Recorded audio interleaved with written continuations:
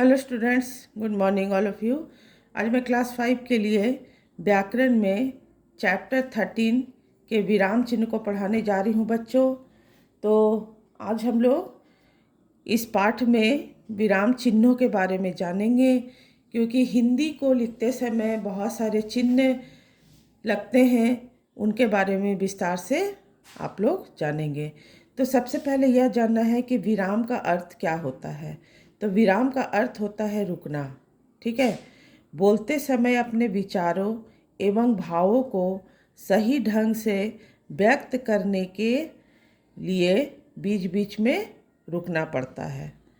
इस रुकावट को विराम कहते हैं। क्या कहा जा रहा है कि बोलते समय अपने विचारों एवं भावों को सही ढंग से व्यक्त करने के लिए बीच बीच में रुकना पड़ता है। तो जो हम थोड़ी देर के लिए रुकते हैं, कुछ सेकंड के लिए रुकते हैं, तो इस रुकावट को ही विराम कहते हैं। अब इसके बाद आते हैं विराम चिन्ह। अभी तो आप लोगों ने विराम को जाना कि विराम का अर्थ क्या होता है, और इसके बाद विराम चिन्ह के बारे में जानेंगे कि भाषा को लिखते समय इन रुकावटों को व्यक्त करने के लिए कुछ चिन्हों का प्रयोग किया जाता है। भाषा में स्पष्टता लाने वाले इन चिन्हों को विराम चिन्ह कहते हैं। मतलब भाषा जब हम लोग लिखते हैं, हिंदी जब लिखते हैं, तो हिंदी को लिखते समय कुछ देर के लिए, कुछ सेकंड के लिए रुकते हैं, रुकावट होता है और चिन्हों का प्रयोग भी किया जाता है। तो भाषा में स्पष्टता लाने के लिए जो चिन्हों का हम प्रयोग करते हैं, उन चिन्हों को ही विराम चिन्ह कहते हैं। तो विराम चिन्ह क्या है? लिखित भाषा में स्पष्टता लाने के लिए प्रयोग किए जाने वाले चिन्हों को विराम चिन्ह कहते हैं। क्या बोला जा रहा है कि लिखित भाषा में स्पष्टता लाने के लिए प्रयोग किए जाने वाले चिन्हों को विराम चिन्ह कहते हैं। अब यहाँ पर जैसे देख सकते हैं कि विराम चिन्हों के गलत प्रयोग से कभी कभी अर्थ बदल जाता है। तो विराम चिन्ह जो होते हैं, कभी कभी उनका गलत प्रयोग करने से क्या होता है, अर्थ बदल जाता है। जैसे यहाँ देख सकते हैं, पढ़ो मत लिखो। तो क्या बोला जा रहा है? पढ़ने को कहा जा रहा है। पढ़ो मत लिखो, लिखने को कहा जा रहा है। तो यहाँ आप देख सकते हैं कि ये जो अर्धविराम ये जो लगा है, अर्धविराम जो यहाँ लगा है, ये हम लोगों ने कहाँ कहाँ इसका प्रयोग किया है। पहला में किया है पढ़ो के बाद, और दूसरे में किया है पढ़ो मत के बाद। ठीक है। तो यहाँ अगर पढ़ो के बाद लगा है तो यह इसका मतलब हो गया पढ़ने को कहा जा रहा है, और पढ़ो मत के बाद अगर लगा है तो यहाँ लिखने के लिए कहा जा रहा है। तो इस तरह से चिन्हों से क्या हो रहा है, अर्थ भी बदल जा रहा है। हिंदी भाषा में प्रयुक्त होने वाले प्रमुख विराम चिन्ह। अब देखिए, यहाँ पर बहुत सारे विराम चिन्हों को विस्तार से बताया गया है। सबसे पहले है पूर्ण विराम। पूर्ण विराम का प्रयोग कहाँ किया जाता है? पूर्ण विराम का प्रयोग वाक्य के पूर्ण होने पर किया जाता है। जैसे अर्पिता गाती है, बंदर नाच रहा है, मोर गाना गा रहा है, कोयल बोल रही है। इस तरह से जब कोई वाक्य को हम लोग पूरा लिखते हैं और जब लिखने के बाद उसे शेष करते हैं, तो उसके बाद क्या लगाते हैं? पूर्ण विराम लगाते हैं। आप यहाँ भी देख सकते हैं कि यहाँ से यहाँ एक पूरा वाक्य लिखा गया है और वाक्य के अंत में क्या लगा है? यहाँ पूर्ण विराम लगा है। इस तरह पूर्ण विराम का प्रयोग वाक्य के पूरा होने पर किया जाता है। इसके बाद दूसरा है अर्धविराम। आप यहाँ चिन्हों को देख सकते हैं, चिन्ह दिए गए हैं। इसका प्रयोग उस स्थिति में किया जाता है जब बोलते समय पूर्ण विराम से कम समय के लिए रुकना पड़े। जैसे निहाल घर आया, बस्ता रखा और खेलने लगा। आप यहाँ से यहाँ पूरा एक वाक्य बनता है और पूरा वाक्य लिखने के बाद ही यहाँ पूर्ण विराम लगा है। लेकिन अगर बीच में आपको बोलते समय कुछ समय के लिए रुकना पड़ता है तो अर्धविराम का प्रयोग किया जाता है। ठीक है, इसके बाद है अल्प विराम। अल्प विराम का प्रयोग कहाँ किया जाता है? अल्प विराम का प्रयोग जब वाक्य को बोलते समय अर्ध विराम से भी कम समय के लिए रुकना पड़े, तो ऐसी स्थिति को व्यक्त करने के लिए अल्प विराम चिन्ह का प्रयोग किया जाता है। क्या बोला जा रहा है कि जब वाक्य को बोलते समय अर्ध विराम से भी कम समय के लिए रुकना पड़े, तो ऐसी स्थिति में क्या हो रहा है? व्यक्त करने के लिए अल्प विराम चिन्ह का प्रयोग किया जाता है। जैसे मान लीजिए कि आपको 3-4 नाम दे दिए गए हैं, ठीक है। अब 3-4 नाम के बाद क्या करना है? आपको अल्प विराम का चिन्ह लगाना है। जैसे यहाँ नाम देख सकते हैं, 3-4 नाम हैं, अशोक, अर्पित, अंकित, अंकुर, इस तरह से बच्चों के नाम दिए गए हैं। तो आप देखो, ध्यान दो कि अशोक के बाद यहाँ अल्प विराम है, अर्पित के बाद अल्प विराम है और अंकित के बाद अल्प विराम नहीं लगा है, क्योंकि यहाँ और शब्द को दे दिया गया है। और शब्द अगर लगता है तो उससे पहले यहाँ अल्प विराम का चिन्ह नहीं लगेगा। अगर यहाँ और शब्द नहीं होता तब अंकित के बाद यहाँ अल्प विराम का चिन्ह बैठ जाता, लग जाता। ठीक है ना? इसीलिए ध्यान देना है कि चिन्ह जो लगाए जाते हैं, कब और कहाँ किस तरह से लगाए गए हैं, उन चिन्हों के बारे में ही आपको इस पाठ में विस्तार से बताया जा रहा है। इसके बाद है प्रश्नवाचक चिन्ह। आपको पता है कि जब कोई प्रश्न पूछा जाता है तो उसके बाद क्या लगता है? प्रश्नवाचक चिन्ह लगाया जाता है। इस चिन्ह का प्रयोग प्रश्नवाचक वाक्यों के अंत में किया जाता है। जैसे आपका क्या नाम है? आप यहाँ क्यों आए? तो इस तरह के जब कोई प्रश्न करते हैं तो प्रश्न करने के बाद क्या लगाते हैं? प्रश्नवाचक चिन्ह को लगाते हैं। इसके बाद है विस्मयादि बोधक चिन्ह।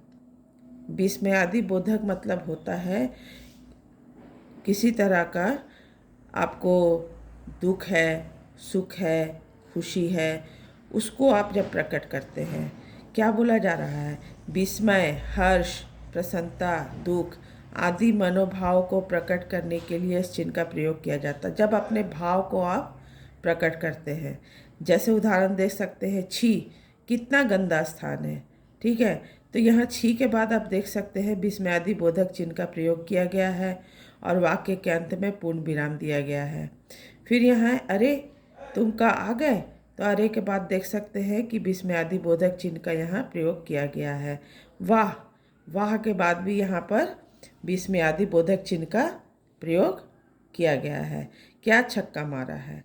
तो जब आप अपने भाव को प्रकट कर रहे हैं, अपने इमोशंस को प्रकट करते हैं, ठीक है ना, तो उस स्थिति में आपको क्या चिन्ह लगेगा?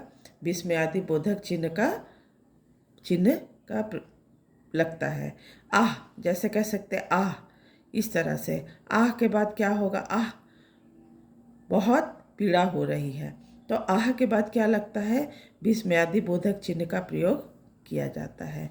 इसके अलावा भी और भी बहुत सारे चिन्हों को यहाँ दिया गया है, इनके बारे में अभी आप लोग जानेंगे। जैसे यहाँ देख सकते हैं क्या चिन्ह दिया गया है? योजक चिन्ह। योजक चिन्ह कब लगता है? दो समान पदों को जोड़ने के लिए योजक चिन्ह का प्रयोग किया जाता है। दो समान पद, जैसे हो गया माता पिता, तो माता पिता जब हम लोग लिखते हैं तो उसके बीच में क्या लगाते हैं? योजक चिन्ह का प्रयोग करते हैं। फिर है दिन रात। दिन रात के बीच में देख सकते योजक चिन्ह का प्रयोग किया गया है। गुण दोष, उसके बीच में योजक चिन्ह का प्रयोग किया गया है। सुख दुख, ठीक है, उसके बीच में भी आप देख सकते योजक चिन्ह का प्रयोग किया गया है। सीता गीता, इस तरह से योजक चिन्ह का प्रयोग किया गया है। अगर एक ही शब्द को आप 2 बार लिखते हैं, जैसे बार बार, तो बार बार के बीच में क्या लगेगा? योजक चिन्ह लगेगा, है ना। तो इस तरह से योजक चिन्ह का प्रयोग दो समान पद को जोड़ने के लिए किया जाता है। इसके बाद है निर्देशक चिन्ह। निर्देशक चिन्ह क्या है? यह चिन्ह भी योजक चिन्ह की भांति ही होता है, किंतु इसका आकार योजक चिन्ह से बड़ा होता है। इस चिन्ह का प्रयोग संवादों, वार्तालापों आदि में नाम के बाद किया जाता है। जैसे यहाँ देख सकते हैं, जब आप कोई बात करते हैं, ठीक है, किसी तरह का कोई संवाद होता है, कोई बात होता है, तब नाम के बाद निर्देशक चिन्ह का प्रयोग किया जाता है। जैसे उदाहरण दिया गया है, अंकुर के बाद आप देख सकते हैं कि यहाँ निर्देशक चिन्ह का प्रयोग किया गया है। आप कल कहाँ गए थे, प्रश्न पूछा जा रहा है, इसलिए प्रश्नवाचक चिन्ह लगाया गया है। और नाम के बाद यहाँ क्या लगा है, निर्देशक चिन्ह को लगाया गया है। फिर यहाँ नाम दिया गया अनमोल, अनमोल के बाद क्या है, निर्देशक चिन्ह का प्रयोग किया गया है। मैं कल मामा जी के घर गया था। वाक्य पूरा होने के बाद पूर्ण विराम लगा है। तो इस तरह से निर्देशक चिन्ह का प्रयोग कहाँ और किस तरह से किया जाता है आप लोगों ने जाना। इसके बाद आता है कोष्ठक। कोष्ठक देख सकते हैं किस तरह से लगता है। इस चिन्ह का प्रयोग कठिन शब्दों के अर्थ स्पष्ट करने, भाव को स्पष्ट करने आदि के लिए किया जाता है। उदाहरण देख सकते हैं, जैसे लंबोदर। लंबोदर किसे कहते हैं, लंबोदर गणेश को कहा जाता है। इसलिए जो कठिन शब्द है, ये कठिन शब्द का अर्थ यहाँ दिया गया है, इसलिए इसको कोष्ठक में दे दिया गया है इसको स्पष्ट करने के लिए। तो लंबोदर गणेश को कहा जाता है, विघ्नों को दूर करते हैं। ठीक है ना, इस तरह से। हंस पद चिन्ह, हंस पद चिन्ह का प्रयोग कहाँ और कैसे किया जाता है। जब लिखते समय कोई शब्द छूट जाए तो छूटे हुए स्थान के ऊपर वह शब्द लिखकर छूटे स्थान पर इस चिन्ह का प्रयोग किया जाता है। जैसे उदाहरण देख सकते हैं, आज के उत्सव के लिए माला की व्यवस्था करनी है। तो यहाँ आपको फूल जो शब्द है वह छूट गया है, तो फूल शब्द को बीच में लिखने के लिए हमको क्या प्रयोग करना है, हंस पद चिन्ह का प्रयोग करना है।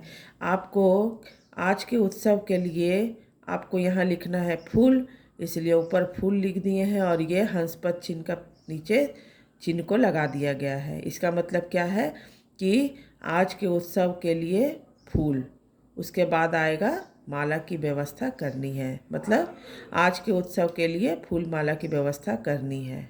ठीक है। इसके बाद है विवरण चिन्ह। कब लगाते हैं, इस चिन्ह का प्रयोग विवरण देने के लिए किया जाता है। जैसे रचना के आधार पर वाक्य के भेद, सरल, संयुक्त, मिश्र, विवरण देने के लिए। ठीक है ना, आप किसी तरह का कोई विवरण दे रहे हैं, इस तरह का, जैसे रचना के आधार पर यहाँ वाक्य के भेद दिया गया है, सरल, संयुक्त, मिश्र। फिर यहाँ है उद्धरण चिन्ह। उद्धरण चिन्ह का प्रयोग कब करते हैं, किसी कथन को कहने वाले ने जैसा कहा है उसी रूप में प्रस्तुत करने के लिए उद्धरण चिन्ह का प्रयोग होता है। जैसे गुरुजी ने कहा खूब मन लगाकर पढ़ो। आप यहाँ देख सकते हो कि उद्धरण चिन्ह का प्रयोग किया गया है, मतलब इस वाक्य को, कथन को जो है, इसको आपको उसी रूप में प्रस्तुत करना है एकदम, इसलिए आप उस उद्धरण चिन्ह का प्रयोग करेंगे। जैसा लिखा गया है कथन, आपको वैसा ही कथन को सामने प्रस्तुत कर देना है, कह देना है, इसलिए यहाँ उद्धरण चिन्ह का प्रयोग किया गया है। और अंत में है लाघव चिन्ह। तो लाघव चिन्ह का प्रयोग कब किया जाता है, किसी शब्द को संक्षिप्त रूप में लिखने के लिए इस चिन्ह का प्रयोग किया जाता है। इस चिन्ह को संक्षेप सूचक चिन्ह भी कहा जाता है। जैसे क्या लिखा गया है, आप यहाँ देख सकते हैं, क्री प उ, कृपया पन्ना उलटिए, मतलब आपको क्या बोला, संक्षिप्त रूप छोटा करके। कृपया का यहाँ लिखा गया क्री, आपको लाघव चिन्ह लगा है। पन्ना का यहाँ प है लाघव चिन्ह के साथ, उलटिया का यहाँ ऊ है लाघव चिन्ह के साथ, पंडित का यहाँ प है लाघव चिन्ह के साथ। मतलब किसी शब्द को संक्षिप्त रूप, बिल्कुल छोटा रूप उसका लिखने के लिए लाघव चिन्ह का प्रयोग किया जाता है। तो बच्चों, इस तरह से आप लोगों ने बहुत सारे चिन्हों के बारे में पढ़ा, उसे जाना। आप इस चैप्टर को अच्छे से पढ़िए, चिन्हों को जानिए। हिंदी लिखते समय बहुत सारे कथन को, बहुत सारे वाक्य ऐसे होते हैं जहाँ पर चिन्हों का प्रयोग करना ज़रूरी होता है। तो चिन्हों को आप जानेंगे तभी आप हिंदी लिखते समय इन चिन्हों का प्रयोग कर सकते हैं। ठीक है। इसके बाद जो भी आगे का है हम लोग इसके बाद पढ़ेंगे। Thank you.